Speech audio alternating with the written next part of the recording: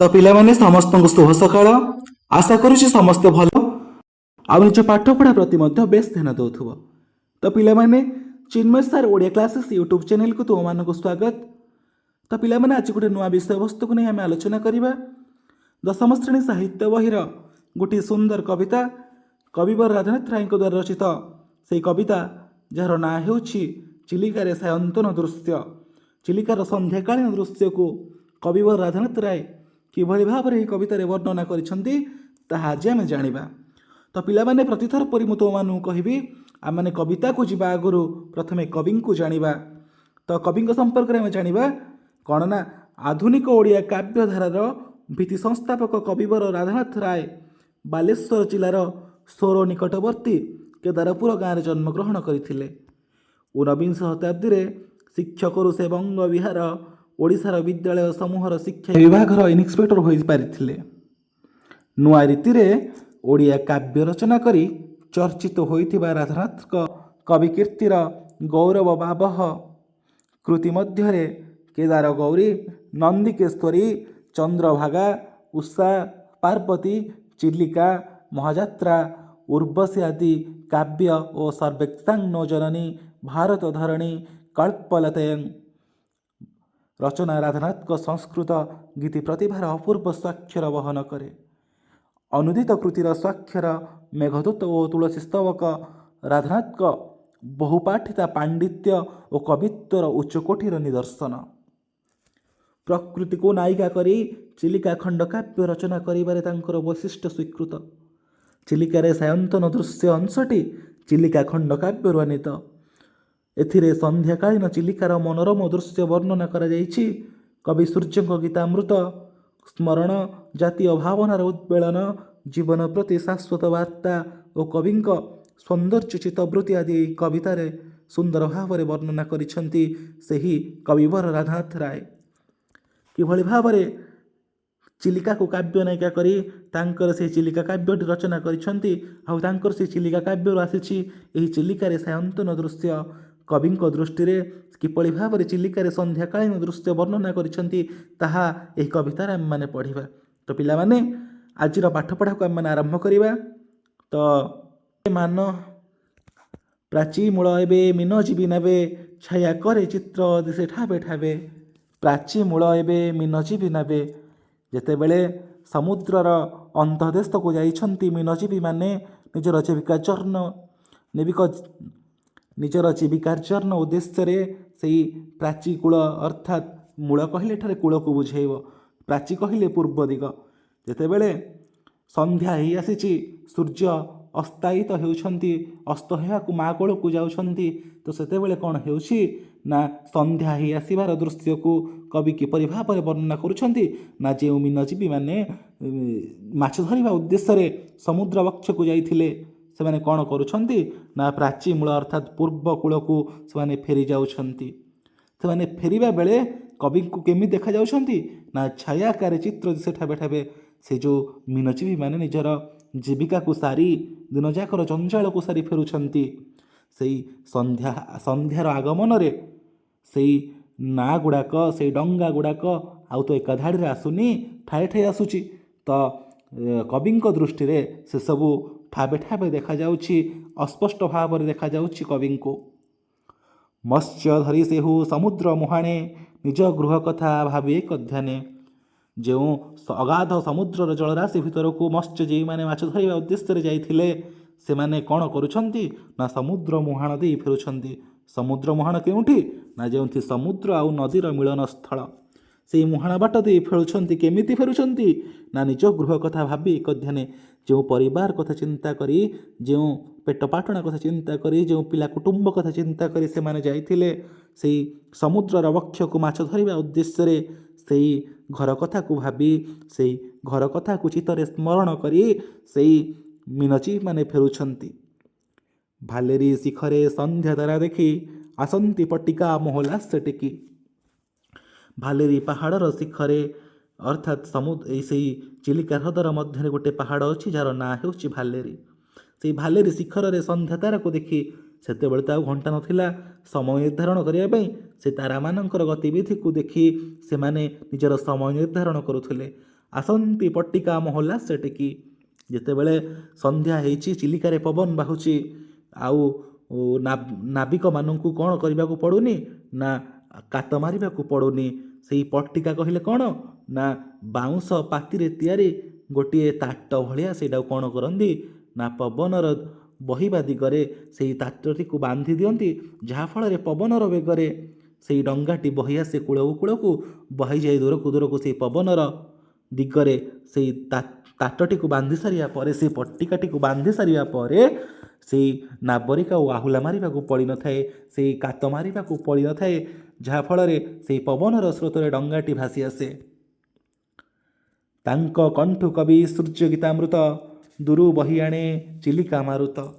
ଯେତେବେଳେ ମହା ଆନନ୍ଦରେ ମହା ଖୁସିରେ ଦିନଯାକର ଜଞ୍ଜାଳକୁ ସାରି ନିଜର ଜୀବିକାକୁ ପୂର୍ଣ୍ଣ କରି ସେଇ ମତ୍ସ୍ୟଜୀବୀମାନେ ସେଇ ଅଗାଧ ଜଳରାଶିରୁ ମତ୍ସ୍ୟ ଧରି ଫେରୁଛନ୍ତି, ସେତେବେଳେ କ'ଣ କରୁଛନ୍ତି ନା କବି ସୂର୍ଯ୍ୟଙ୍କର ଗୀତ ଗାନ କରୁଛନ୍ତି। ସେଇ କବି ସୂର୍ଯ୍ୟ ବଳଦେବ ରଥଙ୍କର ଗୀତାମୃତକୁ ଗାନ କରୁଛନ୍ତି। ଦୂରୁ ବହି ଆଣେ ଚିଲିକା ମାରୁତ। ସେୟା କ'ଣ ହେଉଛି ନା ଚିଲିକାର ପବନ, ଶୀତଳ ପବନ କ'ଣ କରୁଛି ନା ସେହି କବି ସୂର୍ଯ୍ୟଙ୍କର ଗୀତକୁ ବହି ଆଣୁଛି। ଉଲ୍ଲାସର ଆତ୍ମା ପ୍ରାୟ ଗୀତ ତାନ, ହ୍ରଦ ନୀଳ ବକ୍ଷେ କରେ ଅଧିଷ୍ଠାନ।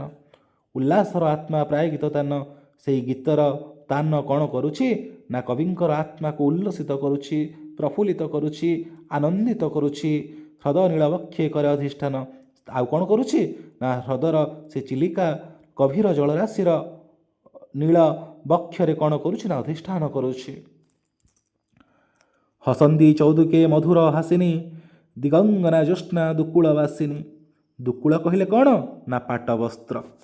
ତ ହସନ୍ତି ଚୌଦୁକେ ମଧୁର ହାସିନୀ, ଚତୁର୍ଦିଗରେ ମଧୁର ହାସିନୀ ବେଳେ ଚନ୍ଦ୍ରର ଆଲୋକରେ ଚତୁର୍ଦିଗ ଆଲୋକିତ ହେଇଯାଉଛି, ସେତେବେଳେ କ'ଣ ହେଉଛି ନା ହସନ୍ତି ଚୌଦିଗ ମଧୁର ହାସିନୀ, ଚତୁର୍ଦିଗ ମଧ୍ୟ ଆଲୋକିତ ହୋଇ ଉଠୁଛି, ଚତୁର୍ଦିଗ ମଧ୍ୟ ହସି ଉଠୁଛି। ଦିଗଙ୍ଗନା ଜ୍ୟୋତ୍ସ୍ନା ଦୁକୁଳ ବାସିନୀ, ସେଇ ଦିଗଙ୍ଗନା, ସେଇ ଦିଗମାନଙ୍କୁ ଠାରେ ନାରୀ ସହିତ ତୁଳନା କରିଛନ୍ତି। କିଏ ନା ରାଧାନାଥ ରାୟ କ'ଣ କରିଛନ୍ତି ନାଇଁ ସେଇ ଦିଗମାନେ କ'ଣ କରିଛନ୍ତି ନା ଜ୍ୟୋତ୍ସ୍ନାର ଦୁକୁଳ, ସେଇ ଜ୍ୟୋତ୍ସ୍ନା ରୂପକ ପାଟ ବସ୍ତ୍ରରେ ସୁନ୍ଦର ଦେଖାଯାଉଛନ୍ତି। ଭାବାନ୍ତର ପୁଣି କ୍ଷଣ କରେ ଜାତ, ଗଲାଣି ତ ଗଲା କଥାଲ ସଙ୍ଗାତ। ଭାବାନ୍ତର, ସେଇ ସଙ୍ଗୀତ କ'ଣ କରୁଛି ନା ସେଇ କବି ସୂର୍ଯ୍ୟଙ୍କର ସଙ୍ଗୀତ କବିଙ୍କ ମନରେ ଭାବାନ୍ତର ସୃଷ୍ଟି କରୁଛି। ସେ ଭାବାନ୍ତର କ'ଣ ନା ଗଲାଣି ତ ଗଲା କଥାରେ ସଙ୍ଗାତ, ଗଲାଣି ତ ଗଲା କଥା, ଗୁପତେ ସିନା ମୁଁ ତତେ କହିଦେଲି ବଳି ପଡ଼ିବାରୁ ବ୍ୟଥା। ତ ପିଲାମାନେ ଏଠି ମନକୁ ପ୍ରଶ୍ନଟି ଆସିବ, ତ ସେଇ ନାବରୀମାନେ କାହିଁକି କବି ସୂର୍ଯ୍ୟଙ୍କର ଗୀତ ଗାଉଥିଲେ? ସେମାନେ ତ ଆଉ କୌଣସି ଗୀତ ଗାଇପାରିଥାନ୍ତେ। ତ ପିଲାମାନେ କବି ସୂର୍ଯ୍ୟଙ୍କର ଗୀତ ଏପରି ଭାବରେ ବୋଧଗମ୍ୟ ଥିଲା ଯେ ଯାହାକୁ ମୂର୍ଖଠୁ ଆରମ୍ଭ କରି ପଣ୍ଡିତ ପର୍ଯ୍ୟନ୍ତ ସମସ୍ତେ ଗାଇପାରୁଥିଲେ। ସେଥିପାଇଁ କୁହାଯାଏ, ଗାଏ ତୁମ୍ଭ ଗୀତ ସଭାରେ ପଣ୍ଡିତ, ପଥେ ପାନ୍ଥ ହୃଷ୍ଟ ମନା, ବିଲେ ବୋଲେ ଯଶା ଅନ୍ତପୁରେ ଯଶା, ନୃତ୍ୟ ରଙ୍ଗେ ବାରଙ୍ଗନା। ଗାଇ ତୁମ୍ଭ ଗୀତ ସଭାରେ ପଣ୍ଡିତ, ତୁମ୍ଭ ଗୀତକୁ ସଭାରେ ମଧ୍ୟ ପଣ୍ଡିତ ଗାନ କରେ। ପଥେ ପାନ୍ଥ ହୃଷ୍ଟ ମନା, ବାଟରେ ଗଲାବେଳେ ପଥିକତିଏ ମଧ୍ୟ ମନ ଆନନ୍ଦରେ ତୁମ ଗୀତକୁ ଗାଏ। ବିଲେ ବୋଲେ ଚଷା, ବିଲରେ କାମ କଲା ବେଳେ ମଧ୍ୟ କ'ଣ କରେ ନା ନିଜର ଶ୍ରମ ଲାଘବ କରିବାକୁ ଯାଇ ଚଷାଟିଏ ମଧ୍ୟ ତୁମ ଗୀତ ଗାନ କରେ। ଅନ୍ତଃପୁରେ ଯୋଷା, ଯେତେବେଳେ ଯୋଷା କହିଲେ ସ୍ତ୍ରୀ, ସାଧାରଣତଃ ସ୍ତ୍ରୀମାନେ ଘରେ ରୁହନ୍ତି, ତ ସ୍ତ୍ରୀମାନେ ମଧ୍ୟ ତୁମ ଗୀତକୁ ଗାନ କରନ୍ତି। ନୃତ୍ୟ ରଙ୍ଗେ ବାରଙ୍ଗନା, ସେଇ ନର୍ତ୍ତକୀଟିଏ ମଧ୍ୟ ତୁମ ଗୀତକୁ ଗାନ କରେ। ସେଇ ନର୍ତ୍ତକୀଟିଏ, ସେଇ ବାରଙ୍ଗନା ଦେହଜୀବୀଟିଏ ମଧ୍ୟ ତୁମ ଗୀତକୁ ଗାନ କରେ।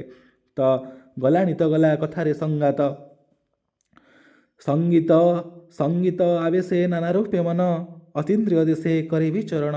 ସେଇ ଗଲାଣି ତ ଗଲା କଥାରେ ସଙ୍ଗାତ କିଶୋର ଚନ୍ଦ୍ରାନନ୍ଦ ଚମ୍ପୁର କ'ଣ ନା ଗ ଅକ୍ଷର ନିୟମରେ ରଚିତ ସେହି କବିତାଟି ଗଲାଣି ତ ଗଲା କଥାରେ ସଙ୍ଗାତ କ'ଣ ହେଉଛି ନା ଯେଉଁଥିରେ ରାଧାକୃଷ୍ଣଙ୍କର ପ୍ରେମ ପ୍ରଣୟକୁ ଆଧାର କରି ଯେଉଁ କବିତାଟି ରଚନା କରାଯାଇଛି, ସେଠି କ'ଣ ହେଉଛି ନା ସେଇ କବିଙ୍କର ମନକୁ ନାନା ରୂପରେ ଆବେଶ କରୁଛି।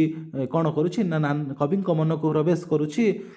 ଅତୀନ୍ଦ୍ରିୟ ଦେଶେ କରେ ବିଚରଣ, ସେ କବିତାଟି ଧୀରେ ଧୀରେ କବିଙ୍କର ଅତୀନ୍ଦ୍ରିୟ ଦେଶକୁ ଯାଉଛି। ଅତୀନ୍ଦ୍ରିୟ ଦେଶ କହିଲେ କେଉଁଠି ନା ଇନ୍ଦ୍ରିୟମାନଙ୍କର ଉପରିସ୍ଥ ସ୍ତର ହେଉଛି ଅତୀନ୍ଦ୍ରିୟ ସ୍ତର। ତ ପିଲାମାନେ ଆମର ଇନ୍ଦ୍ରିୟ କେତୋଟି ନା 10ଟି। ସେ 10 ଗୋଟି ମଧ୍ୟରୁ 5 ଗୋଟି ହେଉଛି ଜ୍ଞାନେନ୍ଦ୍ରିୟ, ଅନ୍ୟ 5ଟି ହେଉଛି କର୍ମେନ୍ଦ୍ରିୟ।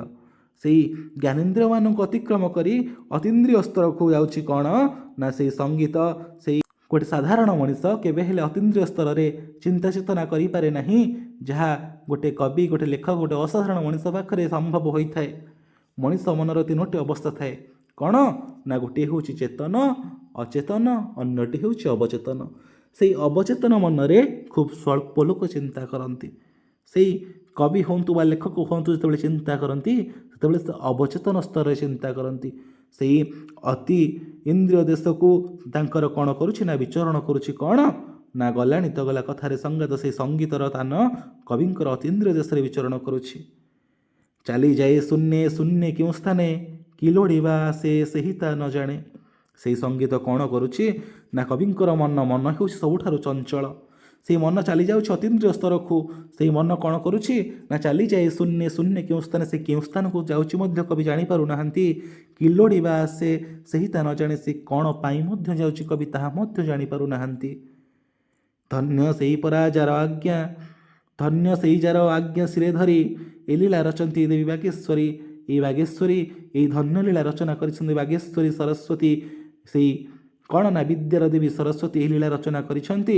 ସେହି ଧନ୍ୟ ସେହି ଯାର ଆଜ୍ଞା ଶିରେ ଧରି, ସେଇ କବି ସୂର୍ଯ୍ୟଙ୍କୁ ଧନ୍ୟ, ସେଇ କବି ରବିଙ୍କୁ ଧନ୍ୟ, ଯିଏ ଏହାକୁ ଶିରରେ ଧାରଣ କରିଛନ୍ତି। ଏହି ବିଦ୍ୟାକୁ, ଏହି ସଙ୍ଗୀତର ବିଦ୍ୟାକୁ ଶିରରେ ଧାରଣ କରିଛନ୍ତି। ଏହି ଲୀଳା ରଚନ୍ତି ଦେବୀ ବାଗେଶ୍ୱରୀ, ଏହି ଲୀଳାକୁ ସେ ଦେବୀ ବାଗେଶ୍ୱରୀ ରଚନା କରିଛନ୍ତି। ଧନ୍ୟ ରଥେ ତୁମ୍ଭ ଜନ୍ମ ଶୁଭକ୍ଷଣେ, ମୃତ୍ୟୁଞ୍ଜୟ ତୁମ୍ଭେ ଉତ୍କଳ ଭୁବନେ।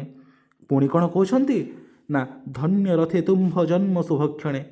ହେ ରଥେ ଅର୍ଥାତ୍ ହେ କବି ସୂର୍ଯ୍ୟ ବଳଦେବ ରଥ, ତୁମେ ହେଉଛ ଧନ୍ୟ, ତୁମେ ହେଉଛ କ'ଣ ନା ଶୁଭକ୍ଷଣରେ ତୁମର ଜନ୍ମ। ମୃତ୍ୟୁଞ୍ଜୟ ତୁମେ ଉତ୍କଳ ଭୁବନେ, ତୁମେ ହେଉଛ ମୃତ୍ୟୁଞ୍ଜୟ। ଏହି ଉତ୍କଳ ଭୁବନରେ ଜନ୍ମ ଲାଭ କରି ତୁମେ ଆଜି ସିନା ଏହି ପାର୍ଥିବ ଶରୀରକୁ ତ୍ୟାଗ କରି ଚାଲିଯାଇଛ, ହେଲେ ତୁମେ ହେଉଛ ମୃତ୍ୟୁଞ୍ଜୟ, ତୁମେ ହେଉଛ ଅମର। କିଏ କହୁଛନ୍ତି ନା କବିବର ରାଧାନାଥ ରାୟ କହୁଛନ୍ତି, ହେ କବି ସୂର୍ଯ୍ୟ ବଳଦେବ ରଥ, ତୁମେ ହେଉଛ ଅମର, ତୁମେ ହେଉଛ ମୃତ୍ୟୁଞ୍ଜୟ। ତୁମ୍ଭ ମାଟି ଦେହ ଗ୍ରାସିଛି ଶ୍ମଶାନ, ମାତ୍ର ଯଶ ଦେହେ ତୁମ୍ଭେ ଆୟୁଷ୍ମାନ।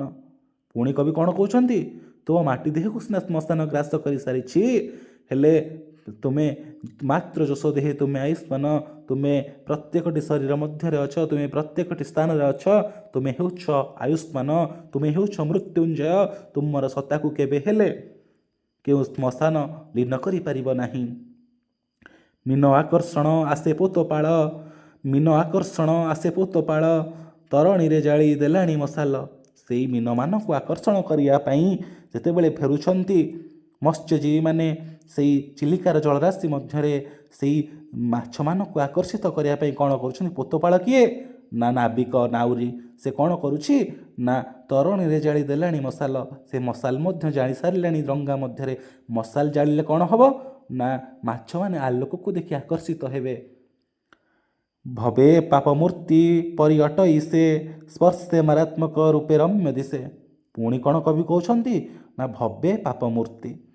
ଭବେ କହିଲେ କ'ଣ ନା ଭବେ କହିଲେ ଏଇ ଭବସାଗର, ଏହି କ'ଣ ନା ଏ ସଂସାର। ଭବେ ପାପ ମୂର୍ତ୍ତି ପରି ଅଟଇ ସେ, ଏଠି କବିଙ୍କ ଆଖିରେ ସେଇ ନାଉରୀଟି, ସେ ନାବିକଟି କ'ଣ ହେଇଛି ନା ଗୋଟେ ପାପ ମୂର୍ତ୍ତି ସମାନ ଦେଖାଯାଇଛି। କାହିଁକି ପାପ ମୂର୍ତ୍ତି ଦେଖାଯାଉଛି? କାହିଁକିନା ସେ ନିରୀହ ମାଛମାନଙ୍କର ଜୀବନ ନାଶ କରୁଛି। ସ୍ପର୍ଶେ ମାରାତ୍ମକ ରୂପେ ରମ୍ୟ ଦିଶେ, ଅର୍ଥାତ୍ ସେ ସିନା ରୂପରେ ସୁନ୍ଦର, ହେଲେ ସ୍ପର୍ଶେ ମାରାତ୍ମକ, ଯାହାର ସ୍ପର୍ଶରେ କ'ଣ ହେଉଛି ନା ସେଇ ନିରୀହ ନିଷ୍ପାପ ମାଛମାନଙ୍କର ଜୀବନ ନାଶ ଯାଉଛି। କ'ଣ ହେଉଛି ତାର ସ୍ପର୍ଶରେ ସେଇ ମାଛମାନଙ୍କର ଜୀବନ ବିସର୍ଜନ ହୋଇଯାଉଛି। ପାପ ଗର୍ତ୍ତେ ଯେହ୍ନେ ପଡ଼ଇ ଅଜ୍ଞାନ, ତରି ଗର୍ଭେ ମିନେ ଡେଇଁ ଦେବ ପ୍ରାଣ। ପିଲାମାନେ ଏଠାରେ ସେଇ କବିବର ରାଧାନାଥ ରାୟ କେତେ ସୁନ୍ଦର କଥାଟିଏ କହିଛନ୍ତି। କ'ଣ ନା ମଣିଷ କେତେବେଳେ ପାପ କରେ ନା ଯେତେବେଳେ ସେ ଅଜ୍ଞାନ ହୋଇଯାଏ, ଯେତେବେଳେ ତାର ଜ୍ଞାନ ତ ରହେ ନାହିଁ କେଉଁଠି ଠିକ୍ କେଉଁଠି ଭୁଲ, ସେତେବେଳେ ସେ ପାପ କରେ। ହେଲେ ପିଲାମାନେ ଆମର ପୁରାଣରେ ବର୍ଣ୍ଣିତ ଅଛି କ'ଣ ନା ଆମେ ଅଜ୍ଞାତରେ ଯେଉଁ ପାପ କରୁ, ଆମେ ଅଜାଣତରେ ଯେଉଁ ପାପ କରୁ, ସେହି ପାପର ମୁକ୍ତି ପାଇବା ପାଇଁ ଆମେମାନେ ଗଙ୍ଗା ସ୍ନାନ ଯାଉ, ଆମେମାନେ ହରେ କୃଷ୍ଣ ହରେ ରାମ ଭଜୁ। ହେଲେ ଯେଉଁ ପାପ ଆମ ଜାଣତରେ ହେଇଥାଏ, ଆମ ଜ୍ଞାନସାରରେ ହେଇଥାଏ, ସେହି ପାପର ମୁକ୍ତି ମିଳିନଥାଏ। ତ ଏଠାରେ କ'ଣ ହେଉଛି, ପାପ ଗର୍ଭେ ଯେହ୍ନେ ପଳୟ ଅଜ୍ଞାନ। ଯେଉଁପରି ଭାବରେ ଅଜ୍ଞାନଟିଏ ପାପର ଗର୍ଭରେ ପଡ଼ିଥାଏ, ପାପ ଗର୍ଭରେ ପଡ଼ି ସନ୍ତୁଳି ହୁଏ, ସେହିପରି କ'ଣ ହେଉଛନ୍ତି ନା ତରି ଗର୍ଭେ ମୀନ ଡେଇଁ ଦେବେ ପ୍ରାଣ। ସେଇ ଡଙ୍ଗାର ସେଇ ମଶାଲକୁ ଦେଖି, ଆଲୋକକୁ ଦେଖି ସେଇ ମୀନମାନେ ନିଜର ପ୍ରାଣ ବିସର୍ଜନ କରିଦେବେ। ସେଇ ଅଜ୍ଞାନ ଯେମିତି ପାପର ଗର୍ଭରେ ପଡ଼ି ନିଜର ପ୍ରାଣ ବିସର୍ଜନ କରେ, ସେହିପରି ଭାବରେ କ'ଣ ନା ସେଇ ମୀନମାନେ, ସେ ନିରୀହ ନିଷ୍ପାପ ମୀନମାନେ କ'ଣ କରିବେ ନା ସେଇ ମଶାଲକୁ ଦେଖି, ସେଇ ଆଲୋକକୁ ଦେଖି ନିଜର ପ୍ରାଣ ବିସର୍ଜନ କରିଦେବେ।